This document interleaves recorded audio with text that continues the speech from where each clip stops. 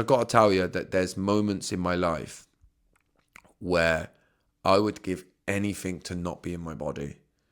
Like, particularly if I sit in my office, yeah, if I'm doing work that means I'm sat down and I'm on my own and I have to just be up in my head for a bit. Like, I can't tell you what happens to my body and the way that it makes me feel. And it happened to me last week, right? And actually, let me talk about this for a minute and then we'll go on and we're going to do a couple of questions. I was flying last week, with the podcast coming out and all stuff like that. And then I have this crash, man. And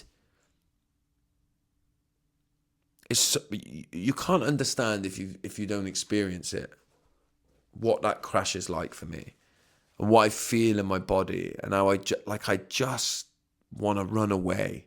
I just don't want to be there anymore. I don't want to be in my body. I can't be there. I can't experience life like this. It's too much for me. And I have to ride that wave out, man, because that comes pretty regularly. And once upon a time, I would link that straight to alcohol, and I would because alcohol would work. It would take me out of that.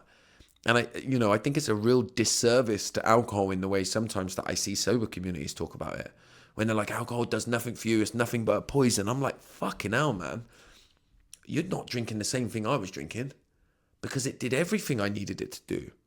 It did everything I needed it to do. I know people say it only delays the problem till tomorrow. Well, fucking brilliant. Let me get through today.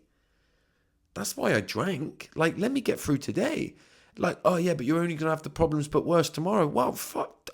I've got to try and make it through today, man.